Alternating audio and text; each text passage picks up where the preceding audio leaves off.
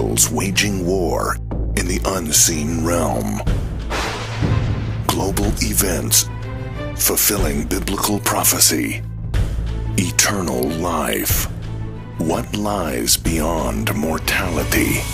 From analyzing the paranormal from a biblical worldview to the discussion of cutting-edge science and technology, conspiracy, discovery, special investigative reports. Unafraid to explore the challenging issues facing humanity. Welcome to another edition of Skywatch TV.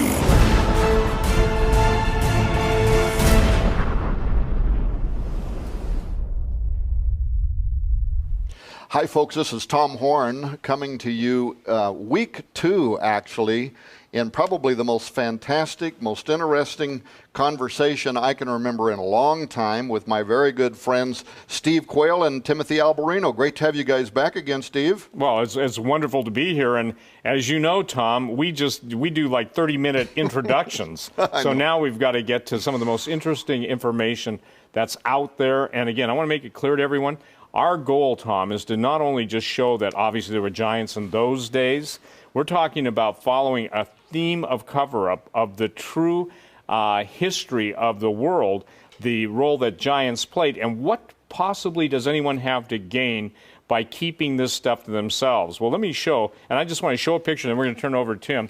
This is an interesting picture that was drawn, an illustration by a pilot that came out of Afghanistan.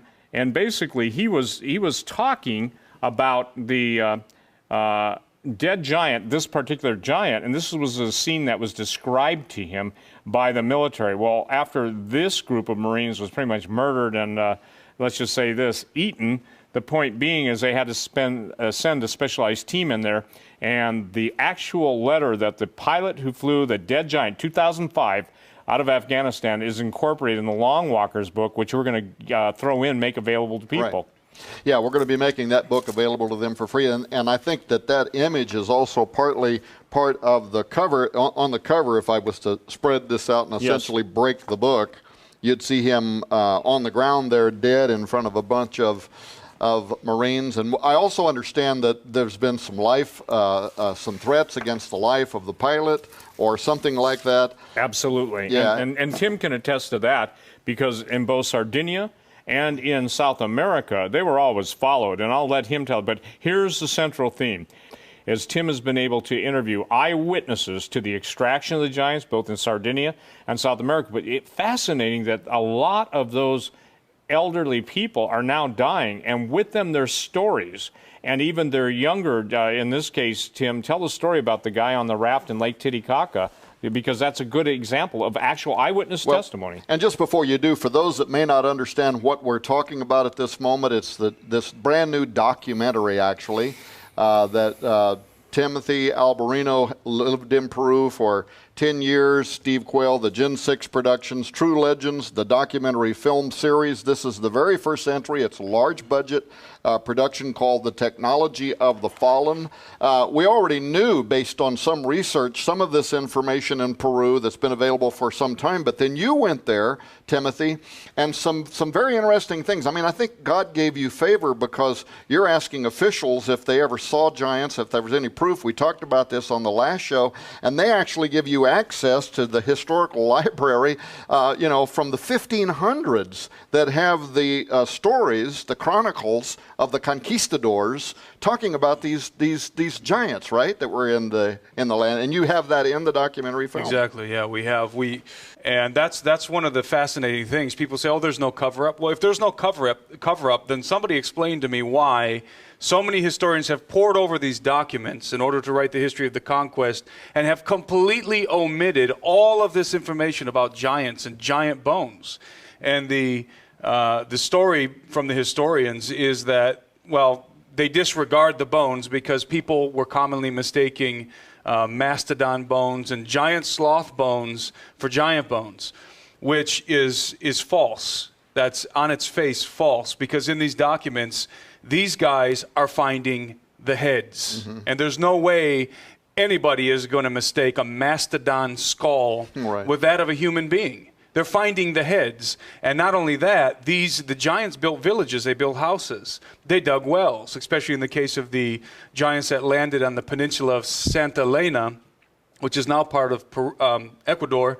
Those giants built houses and dug wells that during the time of the conquest and after, the remains of their houses were still there. So you're saying the giant sloth probably didn't build a house and drill the wells? Unless mastodons and giant sloths can build houses and dig wells, then we're dealing with giants. And I can imagine, though, some people watching this program, they're going to say this question, well, if there were giants in the earth in those days, I guess if you believe the Bible, then you believe this, right?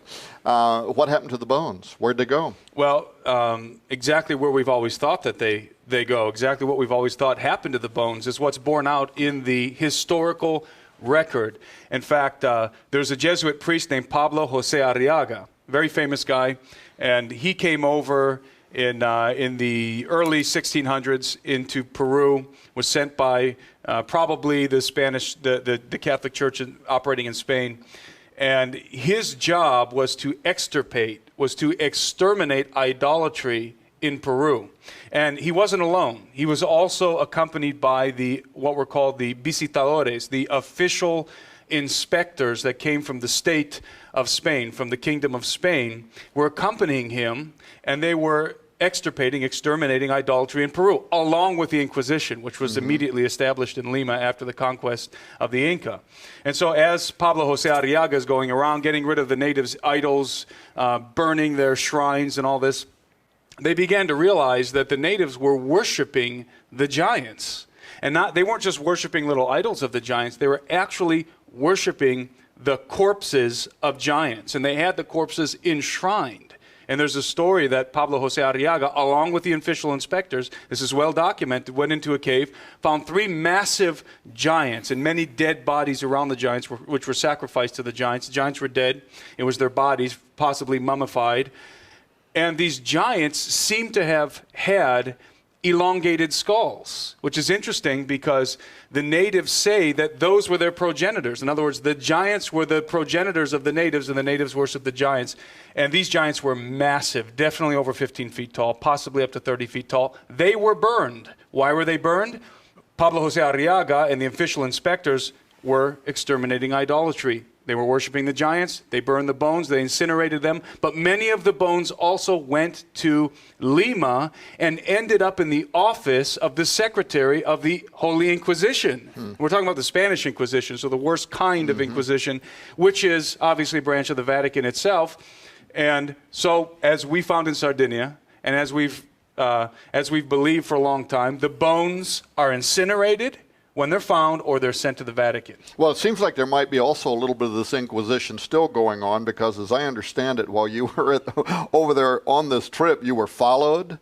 There was maybe some presence, the Vatican presence there remaining to this day. Everybody, Tom, that Tim spoke to always was looking over their shoulder. They were always basically aware of the unseen presence, even in talking about helicopters coming in and excavating the bones of the giants. One of the gentlemen, I won't use his name to bring any heat on him, but they were deathly afraid of that unseen hand. Ladies and gentlemen, they do not want you to know the true history of the world. They who control the history of the world control the future presentation of whatever they want. It's kind of like a giant Hegelian lie. It's like the Smithsonian. Why does the Smithsonian cover up all of the artifacts? And why are people today, Tom, who unearth giants threatened? The most dangerous thing to the people in the world that want to bring about the alien deception is the truth. So the very people that believe they inherited that genetic bloodline, meaning the controllers of the world, Illuminati, globalists, or whatever, they are ready to launch, to thrust into the earth the most devastating, I would say, lie, the biggest lie in history. And unfortunately, a lot of people are going to believe it. So this is what the expedition, this is what True Legends, Technology of the Fallen, this is what, by the grace of God, either our 9th or however many episodes we have to produce. This is what it's all about. Now, as I understand it, too, by the way, the conquistadors with the sword, we talked about that in the first program. They pushed the sword through the eye to the back side of the head. You were able to estimate that would have been about 30 to 32. And let me just do this, too, because we're down here. The fact is that you hold that. This is a sword. Again, this is a forgive me. It's a Shell-hilt rapier. Yeah, cup hilt rapier.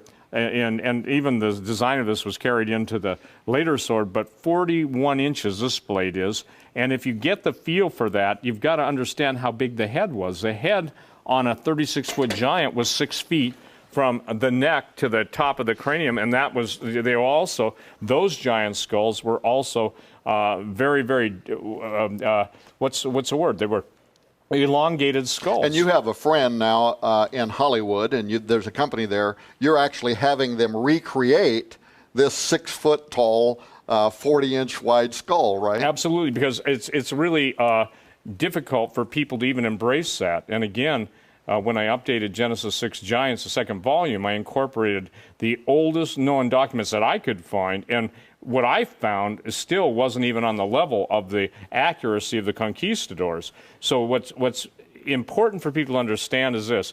When we went to Sardinia, I just asked Tim when we were taking a break, I said, how long did it take us to pull that expedition together? He said about a week. When we get leads, we want to follow them because obviously there are people that want to shut us down. And when Tim and the crew were explaining who they were followed by in Sardinia, you'd swear the guy watched Raiders of the Lost Ark and didn't know how to dress himself, okay? Meaning that it was just the classic, I don't think he had the same manners. But share with this, Tim, share with them why Sardinia and explain the whole situation with Francis Bacon. So let me interrupt just for a moment, Steve, because I do want to talk about Francis Bacon. I actually want to know, you get into Sardinia, there's evidence there of this, this whole global story about Atlantis and all of that. And if we get time, I do want to cover that. But I had a couple of questions for you. One, when do you think Puma Punku was actually constructed? And tell me about what you found there. Well, we simply concur with the Inca and with the conquistadors and with the chroniclers who first came on, the first Westerners really to come upon Tiwanaku and Puma Punku. And they believed that the builders of Puma Punku were a pre-flood civilization, that some of them were giants. That's what they believe. We're not putting words into their mouth. That's what the Inca believed, and that's what a lot of the chroniclers believed. This is a pre-flood civilization that was probably giants and other things, because entities with elongated skulls have been discovered there. But there's also, a lot of people don't know that there's actually records of giant bones being unearthed right underneath Tiwanaku, heads and all. And that's something that nobody really talks about. Well, you was telling me that you thought that Tiwanaku was a farce. I mean, and then we got cut off. You didn't get your chance to explain. Yeah, I do believe it's a farce, and I'll explain why. Tiwanaku, it's kind of confusing, probably confuses people because the whole site is called Tiwanaku. That's the native word for it, but the Spanish pronunciation of that was more like Tiwanaku. So Tiwanaku became the town. And then Puma Punku is actually part of the whole Tiwanaku area. And it's only a couple hundred yards away from the rest of everything else that you see on Ancient Aliens and other documentaries that feature that area.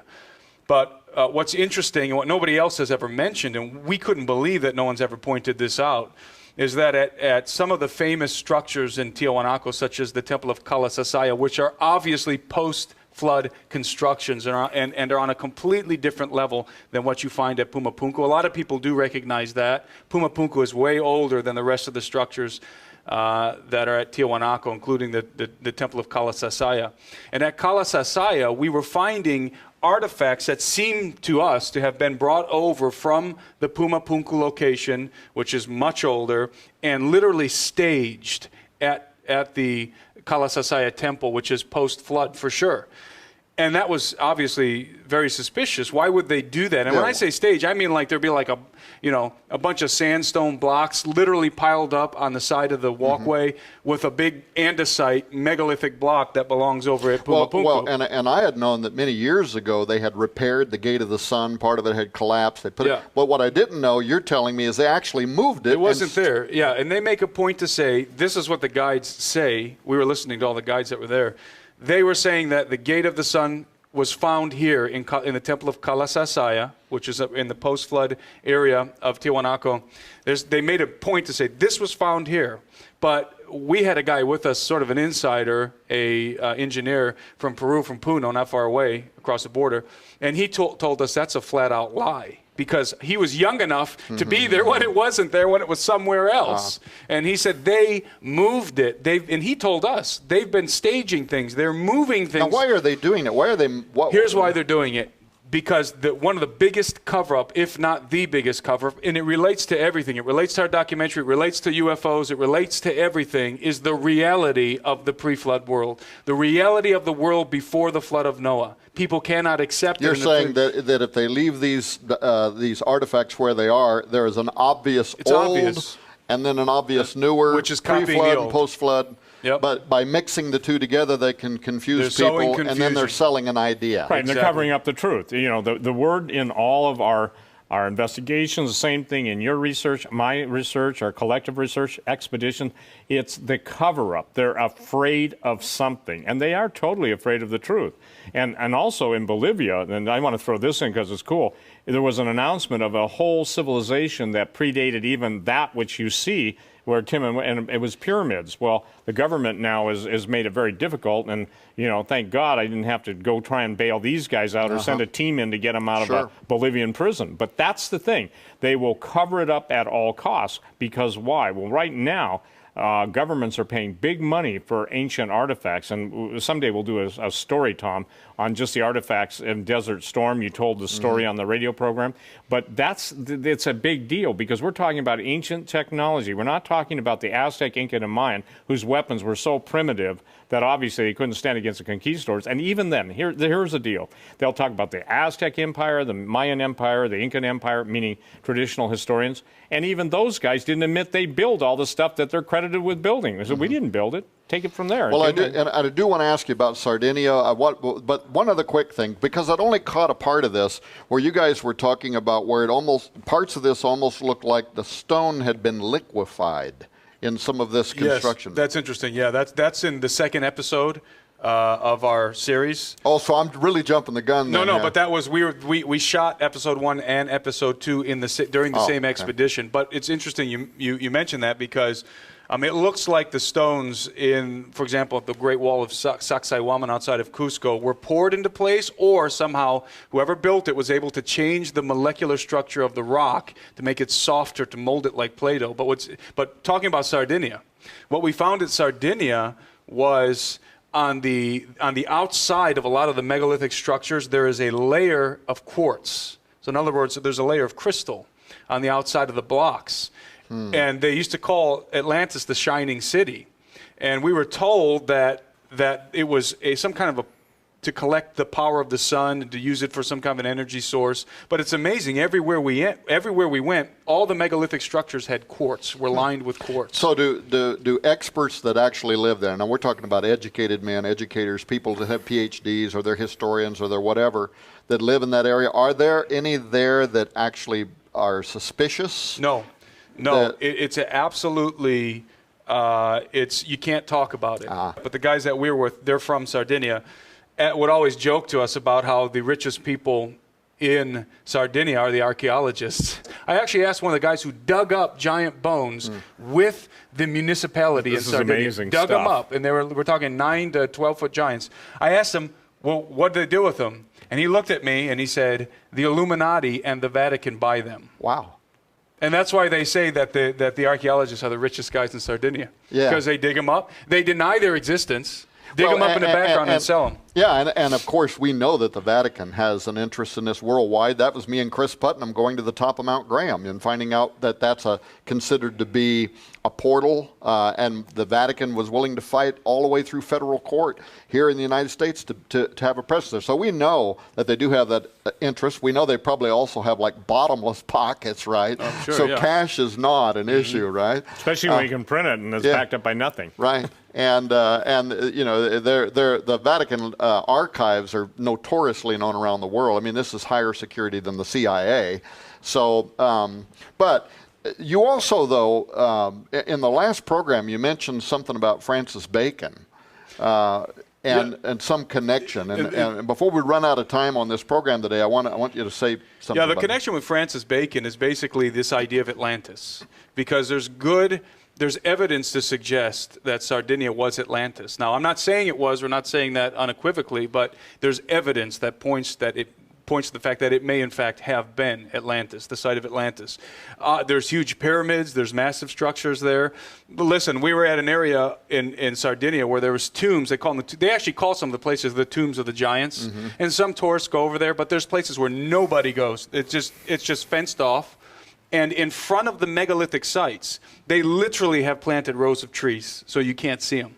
From the villages, there's nothing to see here. You go behind them and they're giant tombs. Oh, wow. And so the connection with Atlantis, Atlantis was said to have a succession of rings around it, leading all the way down, riverways that led all the way down consecutively to the ocean. So you could come from the ocean, circle all the way around to the pinnacle of Atlantis. There's evidence of that kind of waterway on Sardinia. In fact, we found these massive old iron rings that were about 40 to 50 pounds, and they're sticking into megalithic structures where there is no river. In other words, there used to be a river there. And the guy that's doing research there said if you trace them, it loops around Sardinia, just like the description spiral. of it. Yeah, and I didn't believe him because I've done a lot of research on Atlantis. I thought everybody's going to say that where I live used to be Atlantis, So I didn't believe him until we're driving around the corner, and he's telling me the whole time, Tim, I think that Sardinia is Atlantis. Actually, he was just telling me, Tim, Sardinia was Atlantis. And I was kind of skeptical, and I still am. But we drive around the corner, and there's a pyramid. Just out of nowhere, I'm looking at a pyramid. And it's not a pyramid like the pyramids in Giza with the bare rock. It's covered with mud and grass by now. But it's a massive pyramid, and there's a castle, an old castle built on top. And I asked him, why have I never seen this? I mean, who knows about the huge pyramids in Sardinia? Hardly anybody. He said, you're not allowed. You're basically, the archaeologists, the historians aren't really allowed to talk about this stuff. Yeah. This is episode number 1, Technology of the Fallen. True Legends. It's a brand new documentary series. As I understand it, the first project was fully funded, and I won't tell you how much money it took for them to do this, but it was a lot of money, and thank goodness that they were able to come up with it. We're making this available to you. We're the first ones that are doing televised programs on this for $24.95. Some of this research started with and then surpassed work that was done by our good friend David Flynn, who has now gone to be with the Lord. You can get this by itself. You can get the two of these together for $39.95. That's a $60 value, but during these programs, you can get those two together. On the next program, we're going to be talking about, Steve, your books, these things could be used for doing exercises. They're always so big. We're going to be talking about aliens and fallen angels. We're going to be talking about angel wars. And then one of my favorite subjects, we're going to be talking about xenogenesis, and this is going to explain CRISPR technology and other technologies. We're making these 3 books available. Normally, these 3 books by themselves would cost $128. They're $40 books. One of them's a $30 book. This is an $18 book, and this actually has the image in it of the giant that was flown out. You talked about it earlier in the program. We're giving you that book for free. Yeah, Tom, that doesn't have the image. It has the letter from the actual pilot. All right, so the letter from the actual pilot that worked to fly the giant out is replicated inside of this book. All 3 of these together with this free book would be $128 value. We're making them available to you for $99 during this program, all 4 of those books. And of course, if you want to buy everything that I just showed you, the True Legends documentary, the David Flynn collection, all 4 of those other books, which would be a $190 value. We've made a deal with our good friend Steve Quayle here. We can make those available to you for $129.95 if you want all of them. There they are, available in all kinds of different ways and collections for you to be able to get. We're going to have Steve Quayle's going to come back next week. We're going to continue shooting films about the documentary and the books that Steve's written. Timothy, Absolutely wonderful to have you on the program with us for the last 2 weeks. Steve, great as always. Folks, continue to tune in. I think we've just gotten started. The legendary Steve Quayle and Timothy Alberino. You want to check this out. It's their brand new, it's Genesis 6, which is a production company. They're there, they're on the grounds, they're uncovering information that, as a researcher, I've been doing this kind of stuff for many, many years, most of my adult life, and I was absolutely not aware of much of what is in this documentary series. Thank you for tuning in today to Skywatch Television. I'm Tom Horn. I'll see you next time. Coming this November. I'm not sure that the world is ready to receive this. Tom Horn. Joe Ardis, Donna Howell, and the Skywatch investigation team join a host of global experts in the conclusion of a multi-year undercover inquiry that exposes what the U.S. government, the FDA, and monster corporations have been hiding from you. We're talking about everything from the food that we eat to animals and pet animals to ultimately humans. Literally, what we have been doing with genetically modified crops, what we have and are doing with transgenically made animals, we fully intend to do with the human race. I mean, how many people know right now that the last scientist in Congress, Bill Foster, recently spoke before Congress. He wrote an article for The Hill in which he says that right now the top science departments in our government that dole out taxpayer-funded revenue have already been ordered to literally create the guidelines that are going to be used for genetically modifying the human race. I think 90% of Americans would be shocked if they learned that their cats and dogs were eating these diseased meats and euthanized pets.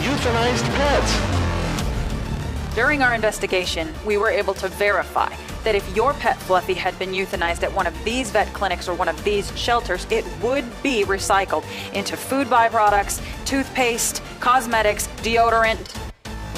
The stench is overwhelming. It's unbelievable.